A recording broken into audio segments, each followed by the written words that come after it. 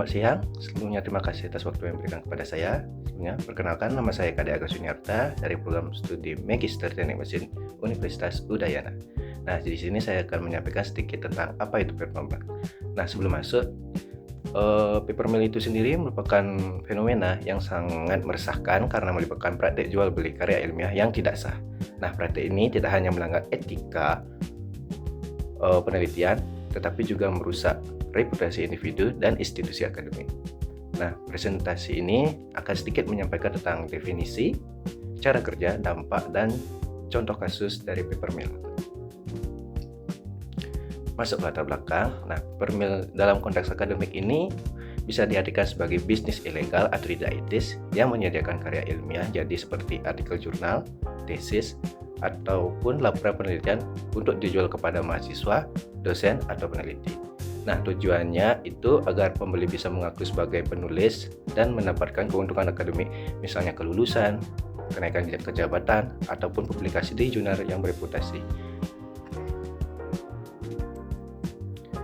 Nah, bagaimana sih cara kerja paper mill?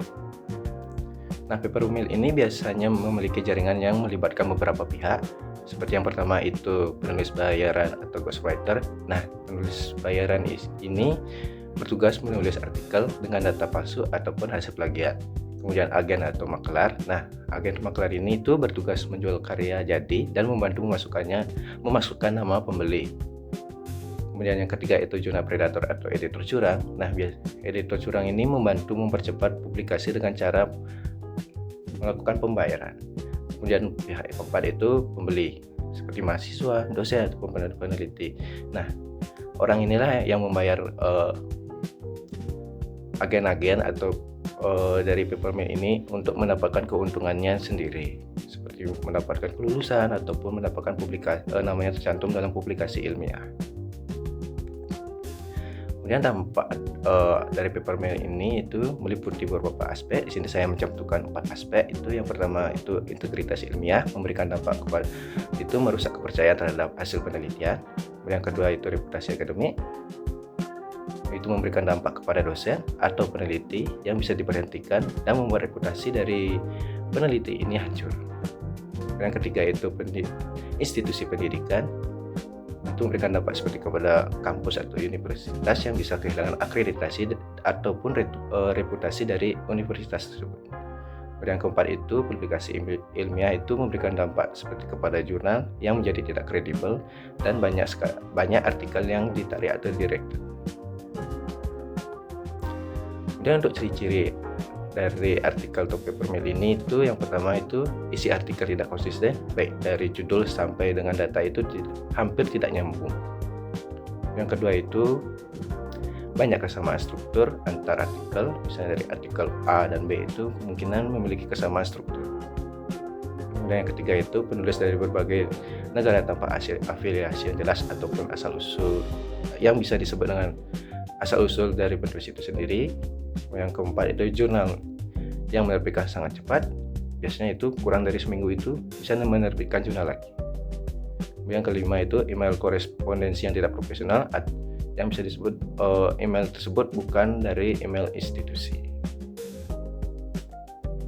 Nah, untuk upaya pencegahan di sini itu kita dapat melakukan 4 hal.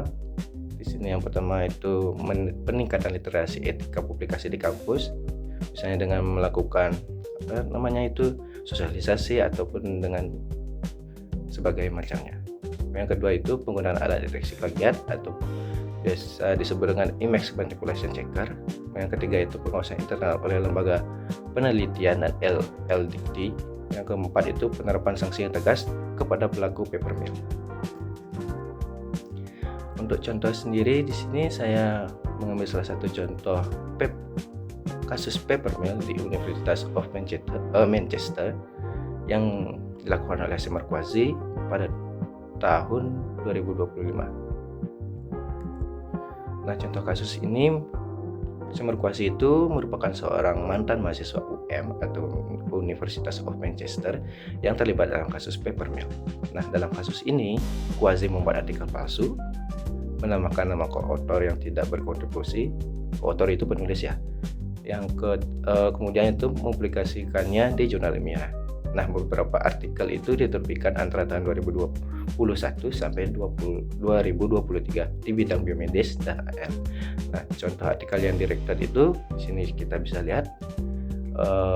Saya mencantumkan salah satu publikasi oleh Simmerquasi yang telah direkrut, yaitu yang berjudul Application of Biosensor in Cancer and Overview. Nah, publikasi ini direkrut atau ditarik karena terindikasi mengandung papermill.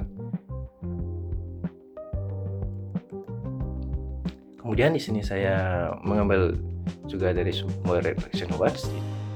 Di sini saya mencantumkan screenshot publikasi yang dibuat oleh Simmerquasi. Namun publikasi ini direkrut karena publikasi ini hampir semuanya itu mengandung papermill. Yang juga di sini saya mengambil sumber Retraction Awards. Di sini sama, itu publikasinya telah direkrut karena mengandung unsur papermill. Seperti salah satu contoh ini ada lagi, yaitu yang berjudul New Insight into Molecular Signaling Pathway and Current Advancements in Prostate Cancer Diagnosis and Therapeutic. Di sini juga jurnal atau publikasi ini ditarik karena mengandung papermill.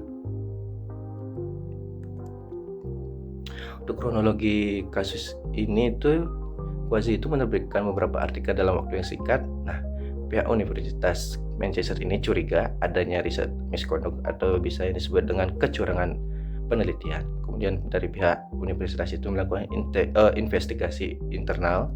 Nah, dari hasil investigasi ini ditemukan artikel yang dibuat oleh Quasi itu tanpa adanya penelitian yang asli. Kemudian pihak universitas itu meminta merekrut atau menarik kurang lebih itu sekitar 10 artikel. Nah, untuk modus operandinya itu, yang pertama itu membuat artikel palsu dengan data dan grafik yang direkayasa, kemudian menambahkan nama penulis atau koautor lainnya yang tidak berkontribusi. Yang ketiga itu mengirim artikel ke jurnal untuk diterbitkan. Untuk dampak dari kasus Quasi ini itu yang pertama itu membuat reputasi Universitas of Manchester itu menjadi terpengaruh.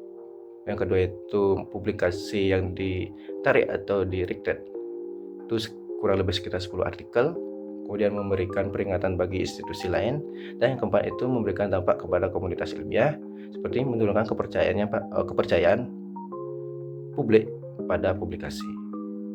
Kemudian untuk analisis artikel pelaku itu, pertama itu banyak artikel yang memiliki pola yang sama dari strukturnya identik, grafik maupun data yang dibuat. Yang kedua itu alat deteksi plagiat dan alat image manipulation digunakan untuk melakukan identifikasi. Yang ketiga itu publikasi cepat dalam jangka waktu yang pendek menjadi indikator adanya papermill yang dilakukan oleh Quasi. Kemudian untuk pencegahan dan pelajaran bisa kita ambil dari kasus ini itu, yang pertama itu edukasi etika publikasi. Yang kedua itu pengawasan internal oleh pihak kampus atau universitas. Yang ketiga itu penggunaan alat deteksi plagiat atau manipulasi data. Yang keempat itu memberikan sanksi yang tegas terhadap pelaku dan pembeli dari papermill ini. Untuk kesimpulan sendiri yang bisa kita ambil dari materi papermill maupun kasus ini itu, yang pertama, papermill merupakan ancaman nyata terhadap integritas akademik. Yang kedua itu dari kasus Simmerquasi ini menunjukkan risiko meskipun kita berada di institusi atau universitas yang ternama. Dan yang ketiga itu integritas, pengawasan, dan transparansi adalah kunci untuk mencegah praktik yang serupa.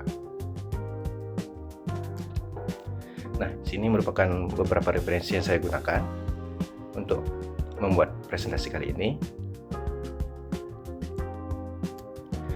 Mungkin sekian yang bisa saya sampaikan pada presentasi kali ini. Jika ada kesalahan kata maupun perbuatan yang saya ucapkan dan lakukan, saya minta maaf. Akhir kata saya ucapkan terima kasih.